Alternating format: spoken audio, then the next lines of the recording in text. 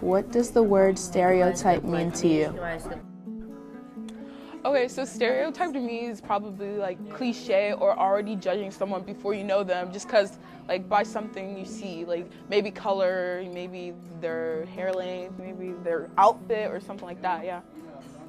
So stereotypes mean to me that you judge a book by its cover. Basically, whether it's on the media or just talking in general to somebody, you can hear or like see somebody's perspective, but you don't really know them, so you just judge them before getting to knowing. The word stereotype to me means judging people based off of commonly accepted ideas about the certain type of person they may be. Have you ever been stereotyped? I have been stereotyped. I mean, I'm a black female, so I've been stereotyped as in like, you're black, oh, you're ghetto, you're ratchet, you're dumb, you're loud. I mean, I wouldn't consider myself quiet, but I am loud. I'm not dumb, I'm pretty smart, and I'm not ratchet. But like, yeah, if you're like, I feel like in Herndon, or maybe not only Herndon, but everywhere you go to, if you come in like as a black female or like probably anyone, but like mostly black females, they're just like, oh no, you're ratchet and loud. No, I don't want to be around you. Something like that. I definitely have been stereotyped many times, but specifically when I started wearing the hijab, a lot of people judge me off of it before getting to know me, and then usually when they do know me, they're like, wow, I thought you were going to be like this and this and this just because of my hijab. So, yes, and also people just don't even know me, just always think about like something, or like I am the hijab, I'm nothing more to them than the scarf. So when I first got to Herndon, nobody really knew me, and so people's initial judgment was definitely based more on the fact that I was like your run-of-the-mill white new girl that, you know, was outgoing and outspoken. So I think I definitely at first people assumed I would be a certain type of rude, kind of overconfident, obnoxious type of person, and it took a while for me to kind of replace that initial judgment with who I actually am. In today's episode of Point of View, each of us will be discussing different times where we were stereotyped and how those instances impacted our lives. Our first story comes from Nura, when a nice vacation at the beach turned ugly after some foul words were said. Picture this. It's the summer of your 8th grade year. You're enjoying your summer with your family at Ocean City. As you walk, you can smell the beach and feel the breeze throughout your hair. You feel like you're floating and nothing can bring you back to earth. The waves crash and the ocean is calling your name. This was it. This is what I was waiting for the whole entire 8th grade year. 8th grade for me was pretty rough. I was the new kid in school. I was the girl with thick eyebrows and a name that meant nothing in Spanish. So when summer came around, I was just super excited and looking forward to a fresh beginning at high school.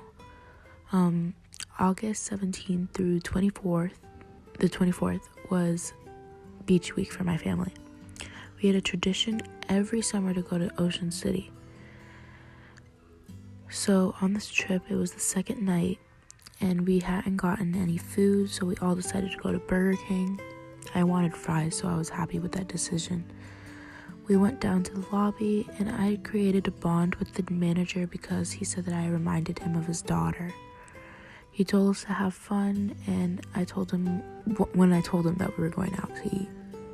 We drove approximately 10 minutes, which consisted of me with my hand out the window, doing the iconic wave with my arm. I felt so cool every time I did this because I would see actors and actresses do it in movies. Once we got to Burger King, my dad stood in line while me, my mom, and my siblings sat at the table. A group of 3 females and 2 males came into the store, and right away I felt uneasy because of the looks and stares we got. But we got our food and ate and talked about me going to high school and how I was going to try harder because grades actually mattered and ultimately could change my future. During this convo, I could feel eyes on my family and I didn't want to make it look like I knew they were talking about us or looking at us, so I kept my eyes on the table. 15 minutes passed, and later I swear I could see the table pattern everywhere I looked. The group got up and walked towards us and said, "You guys are the reason that our country is infested with terrorism." One guy said, No, the mom is the bad one, the only bad one." And continued saying, I bet she's related to Osama bin Laden." My mom then broke down sobbing. I was confused, yet I knew exactly what they said. I was educated. I knew everything that was happening in the news and stuff. My dad told them to stop, and they did, which was surprising to me. I wanted to do something or say something before they left, but I thought, why fight fire with fire? I was upset because my mom was so upset. She sobbed the whole way back to the hotel. So there was no iconic wave. There was no music. It was just silence and my mom's sobs. As we came to the hotel, the manager asked if it was fun, and I didn't want to answer him just because he looked like he could have been one of those guys at Burger King. He had the same haircut, glasses, and most importantly, was the same skin color. I went to my room and started crying. I asked myself, why do bad things happen to good people?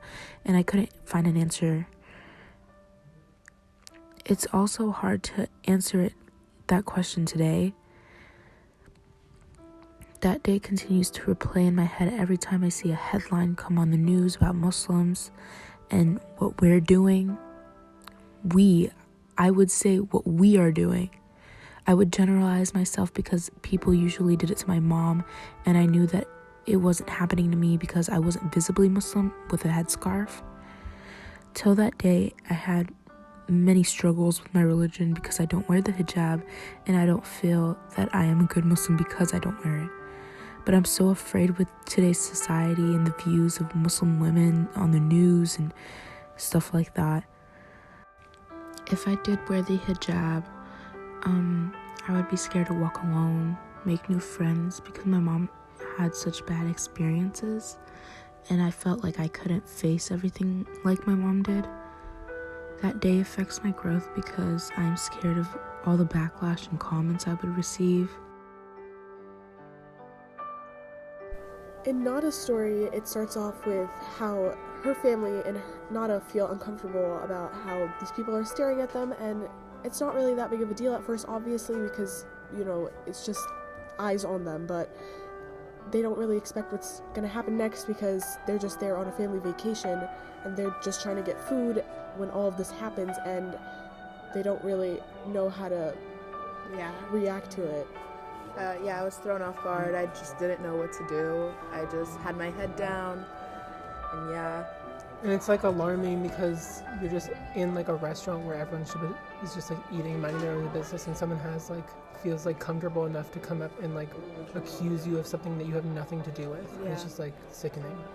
And it impacts you negatively in a way. It's because you're in a public space and you should feel safe, especially at like a place like Burger King. Like, you're just there to get your food, and then these people come up to you and say something about who you are, especially your mom. They come specifically at your mom about her physical appearance and how she is outwardly Muslim, and that impacts not only the mom but the children too, because the children look up to the mom, and if their mom is being harassed verbally or physically, whatever it may be, they see that as a problem, and then they're going to question their mom, and then they're going to question themselves.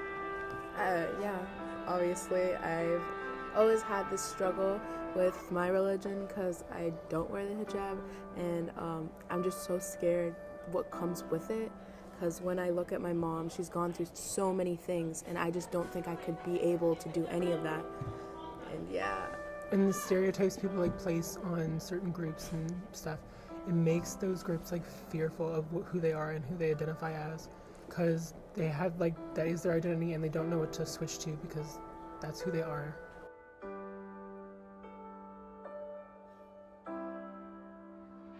This next story is about myself in a time where one of my closest friends decided that since I was not comfortable with outing myself to everyone, that he was going to do it for me because a normal gay would be comfortable with everyone knowing. Since I was young, I've always been shy. I stuck to the side, avoiding contact or interaction with the fear that I would be judged for a whole host of reasons. Every summer, my parents would send me to a different camp, and each one I would complain about and never want to go back to. About 3 years ago, my parents decided to send me to a new camp at the Herndon Rec Center. I was reluctant, of course, begging them to just let me stay home so I could avoid another summer camp scene. To my surprise, the camp was nowhere near as bad as I thought it would be. The counselors were nice, the campers weren't overly open to newcomers, but they weren't rude, and for the first time in a summer camp, I felt safe.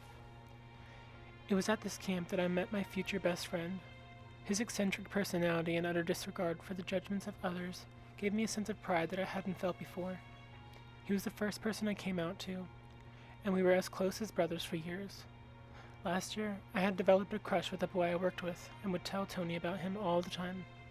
Tony would always complain about my crush and say that it's a waste of time and I need to get over him, but I still liked the guy from work. One night, Tony and I were talking, and he was telling me how I needed to tell people I'm gay, and there's no reason I should be hiding it from anyone. I informed him that I wasn't comfortable with everyone knowing, but I guess that answer didn't sit well with him. He went on to say that by not telling people, I'm saying that I'm ashamed of myself, and that I'm not comfortable in my own skin. I told him I'd tell people when I was ready, but he decided to take it into his own hands. He started with my crush, finding his Instagram, sending him messages about how I liked him and loved spending time with him. My crush texted me with screenshots showing me what Tony had said. I was crushed, I was disoriented, and I was in shock. I felt like my world was crumbling and all I could do was watch as it fell apart. My crush didn't believe him and said he was lying, but Tony didn't stop there. He then took the texts I had sent him saying I was gay and posted them on his public Instagram page, as if to taunt me. I was infuriated and baffled that he could be so cruel.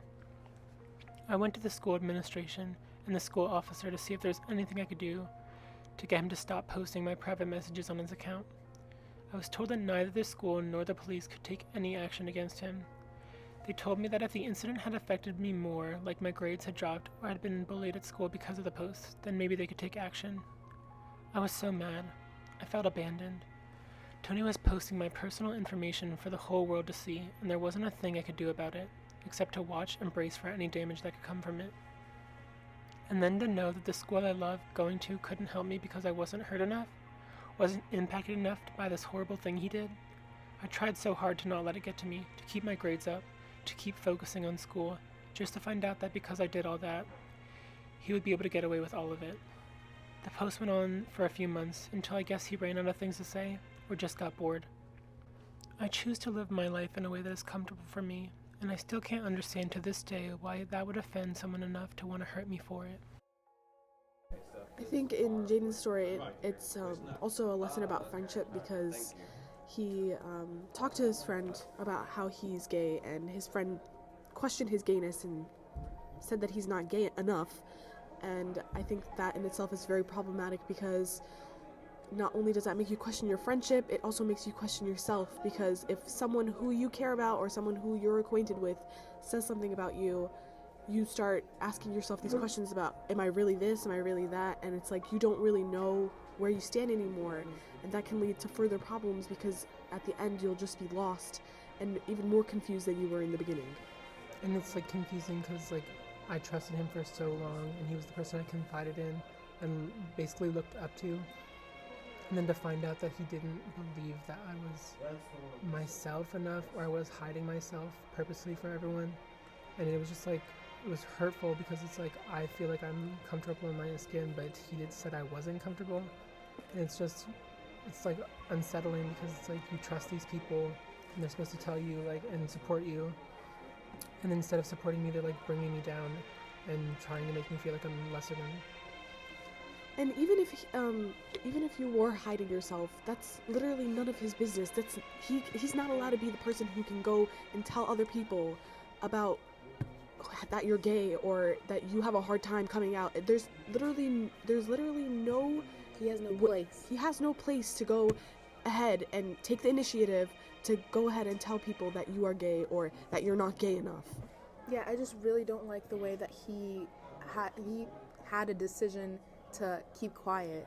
Like he told, like Jaden, you like gave him a piece of you, and yet he like literally stepped on it and just showed everyone that you like he told someone else, and that was not his place. I just don't understand why he did that. And it just shows you how much of a, like, how his relationship was with you. You might have thought that he was a role model, and you might have thought that he was a good friend, but to him, you might have just been like some random dude. Like, he might not have held the same importance as you did to him. And along with that, when you went to the police and you talked to them about how this had happened, and there was posts, right? There was posts, how there was a post going around about how he was outing you or whatever, and the police said that you weren't hurt enough. That is also very problematic, because how is the police or how is anybody supposed to tell you how you are supposed to feel? How, like, that doesn't make any sense to me as to how someone else is telling you that you are not hurt enough for them to do something about it.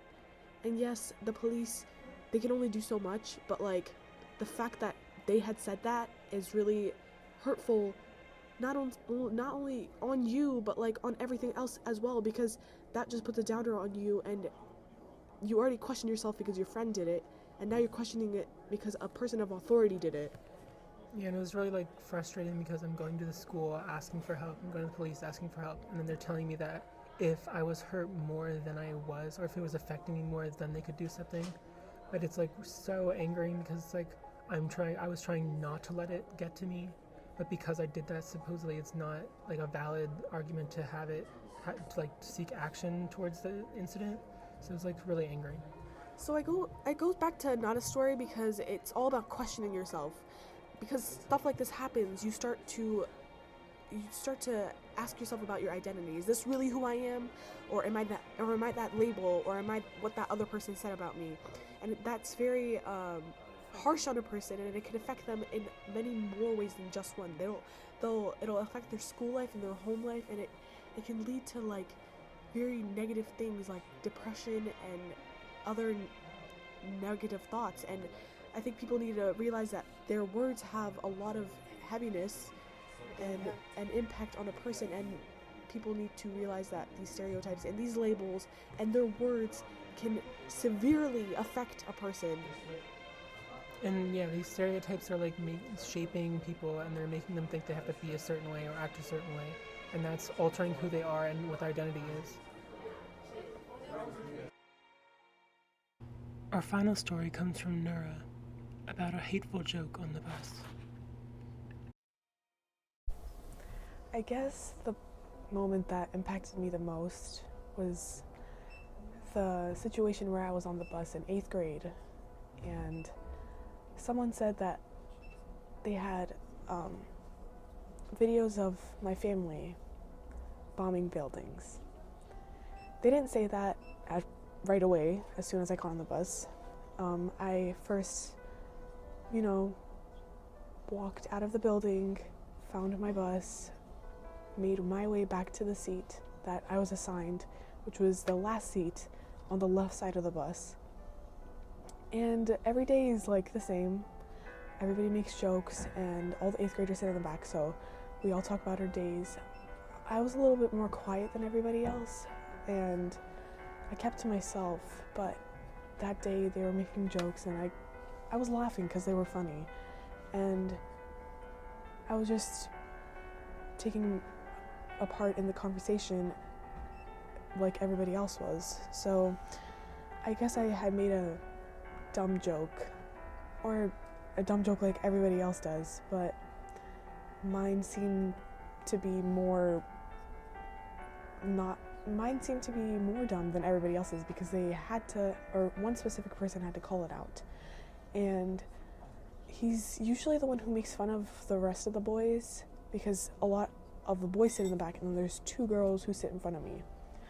And so he said that my joke didn't make sense, and then he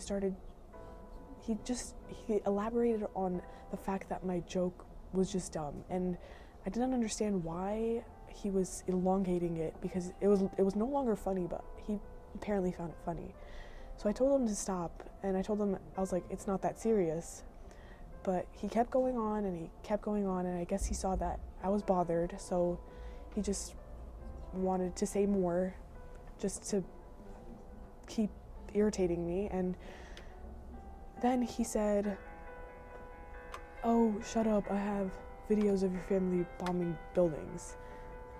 And at first I was taken aback, and I didn't understand like where that comment came from, considering the fact that we were talking about like something completely other than that.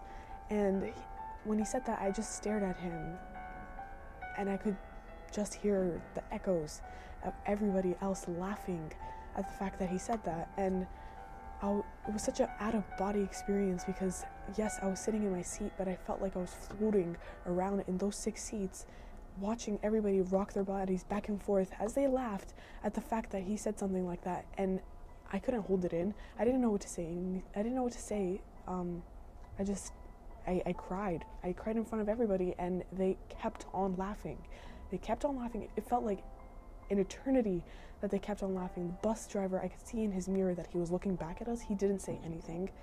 And it was very overwhelming, because to think that those people were acquaintances, and some of them even friends, and then that to happen, and none of them to say anything, none of them to even stand up for me, was really sad. And it was just nothing that I've ever experienced before, so I didn't know how to react to it, and I definitely did not know how to stand up for myself at that time, especially because I was already so self-conscious of everything that I did. So I just took it, and I listened to them mock me and laugh at me and point fingers at me and slap his back and like, "Oh yeah, dude, like that was so funny," and like high-five each other while I sat there with my face in my hands, trying to hold back my crying, because I didn't want them to see that they had hurt me so bad. But he did, and they did. And it wasn't until like 10 minutes later that one girl a couple seats ahead turned around and she was like, "Nura, are you okay?" And I was like, I couldn't say anything still. I just shook my head and I was like, "No." And she kind of figured out that he had said that thing, and she like defended me, and she was the only person who defended me, but it was after everything that already had happened. And then finally my bus stop came up, and I got off the bus, and the walk from Sadler's Wells to my house, which was 15 blocks down, and it felt like everything had completely unraveled. I couldn't carry my backpack. It felt like there was bricks holding me down as I walked literally in slow motion to my house. And when I finally got to the front door, I broke down, and my mom I knocked on the door, and my mom opens the door, and she sees me literally on my knees crying, sobbing into my hands. And she's like, "What's wrong?" Like, she thought that I literally physically got hurt, and I still couldn't get any words out. So she took me into the house, and she sat me down on the couch, and she was like, "What happened?" And I tried to explain it to her, but it came out as like a jumbled up mess of, he said this and they did that, and I didn't know what to say, so I just cried in the corner, and it didn't really make any sense at first. But when I finally caught my breath and I slowed down and took a break, I explained everything fully to my mom, and she understood what had happened. And she was like, "Well, don't worry about it right now, because this is the Friday before spring break." And I was like, "Mom, how am I not supposed to worry about it? They like ruined my day." And now they basically ruined my spring break. And she said, they're only going to ruin your spring break if you let them. Those words can only affect you if you let them affect you. And I basically ingrained that into my brain because I wanted to believe that I didn't need to pay attention to what they said. But the entire 7 days of my spring break, I kept thinking of what I should have said, what I should have done. Where did I mess up that he had to say something like that? But did I even mess up? I asked myself over and over and again. I questioned myself and I questioned my identity because of something he said, because stereotypes in the media have said this and that about Muslim people. And to think that we were only in 8th grade, he had heard that from somewhere, and he had the audacity and the confidence to say that on the bus, and everybody else also thought it was funny. That just goes to show you how strongly the impact of the words like those, the ones that he said, go around and then come back to affect the people who those stereotypes are placed on. Because I in that moment I was like, I can't wear the scarf anymore. I can't be a hijabi anymore. Because if he thinks that way about me, and if everybody else is gonna laugh at me like that, then there must be something wrong with me. And it didn't take me until like 2 years to get that whole entire situation out of my head, because it was like someone took a nail and a hammer and they hammered that into my brain to make me feel like I was wrong, something was wrong with me. And it took me literally forever to understand that nothing was wrong with me and that he is the one who had something wrong with him. Because no normal good person would say something like that. And it took me a long time to realize that too. Nothing was wrong with me. It was completely out of pure stupidity and ignorance that he said that. And the way that I reacted was normal. It was okay that literally the cat got my tongue and I didn't know what to say.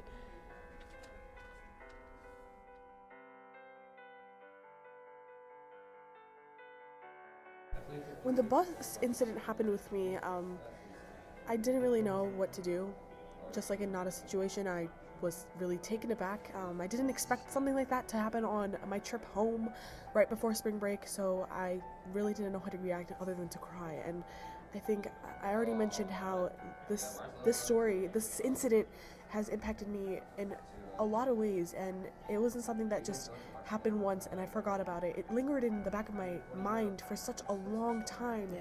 And every time when I wake up in the morning, when I would put my hijab on and I would wrap it around my head, I would be like, well, maybe I shouldn't wear it, or maybe I should wrap it a certain way so that people don't think I look like a terrorist.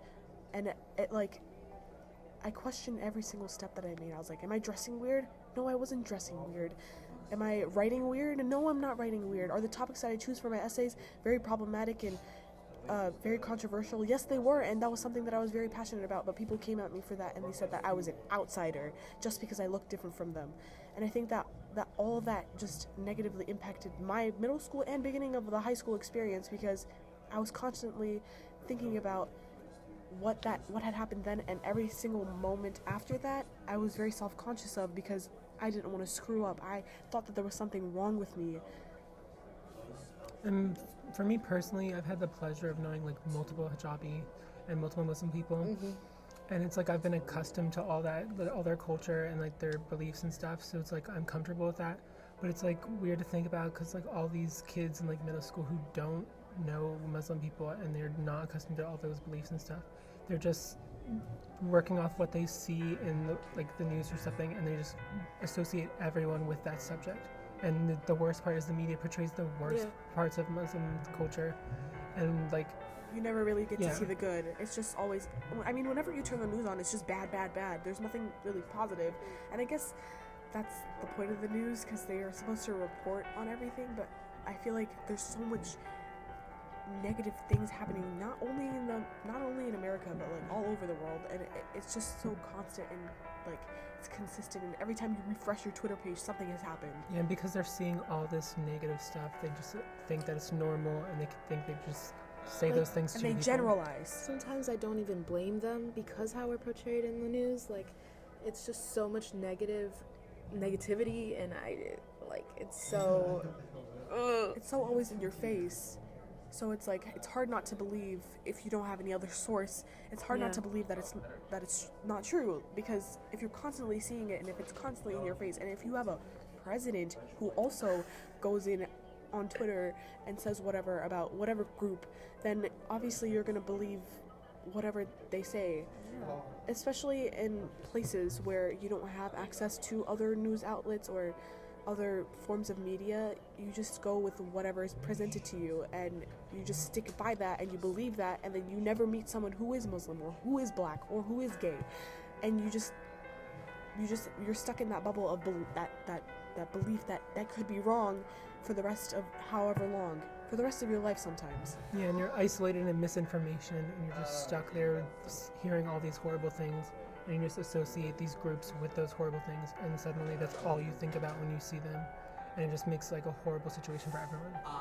Okay, so later in Nura's story, there's this moment where she's sitting there crying in her hands, and yet no one says anything, and it breaks my heart. Like, nobody stood up for you, and I just wouldn't know what to do in your position. Like, I think I would have just sat there and took it. Yeah. Like you did. And it's sickening because like they're kids, and they're all like think this is hilarious. They think this is like the funniest joke ever, but really you're like attacking her whole identity, and this is like breaking her. And didn't like the bus driver notice something was happening? Yeah, he kept looking back, and you could see it was very evident that I was crying. Like, there was something wrong with me, and he kept making eye contact with me from the mirror, and everybody else was just rocking their bodies back and forth, laughing like it was the funniest thing that they've ever heard. And while I'm just sitting there and like listening to them, like their laughter echoing around me, and it was like coming in around me, and like it was like a pressure building up around my body, and I couldn't take it. And finally, when the bus stopped and I got off, it was like a breath of fresh air, but inside everything was like burning inside of me, because I had so much I could have said, but I didn't know how to say it. Yeah. And it's horrible because these stereotypes become like the norm for everyone, and suddenly it's like no one thinks otherwise. Everyone just thinks that thing about you, and you can't get out of it once you're like stuck in it. And I think because like I said, because of this incident, it took me a while to break out the whole idea from my head, because I mean that I'm whatever he said about me, that literally it's a lie, and half of the stuff that you see about Muslims that really doesn't apply to, like, that obviously doesn't apply to everybody, because if it did, we would have a lot more problems. And I think that it took me a long time to realize that I am normal and I am regular, and even if they don't think that, I know in my heart, I know in my head that I am just an everyday girl. Maybe I just don't look like your regular blonde chick, but I am like everybody else. I go to school, I study hard, I have extracurriculars, and I do what everybody else does. I hang out with my friends, and it's all calm and breezy over here.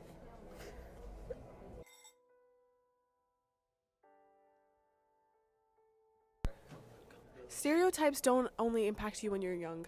They also impact you when you grow and you become an adult. So we went ahead and asked a few teachers about how stereotypes and labels have impacted their lives and what their thoughts on it are.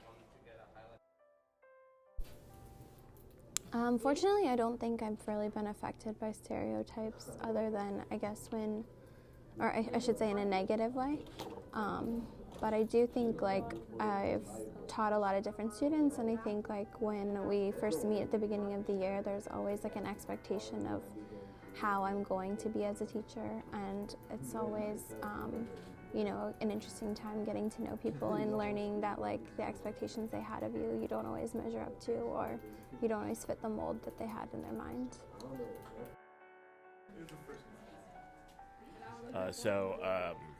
I honestly don't know. I mean, I'm assuming people stereotype other people all the time. I'm unaware if I have.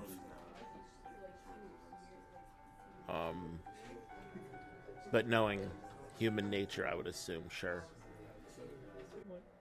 Yes. When I tell people I'm Jamaican, they assume I must have smoked marijuana at some point in my life. Yeah, I've definitely noticed the impacts of stereotypes. I think students stereotype each other, and I think because of that, it leads to like more of like a cliquey kind of environment, especially in classes or in settings where like groups are a lot bigger. Yeah, bye guys. I think also there are adults who, you know, don't spend a lot of time with our students, especially in like an informal setting, and therefore like stereotypes definitely play into more of how they approach them or how they communicate with them.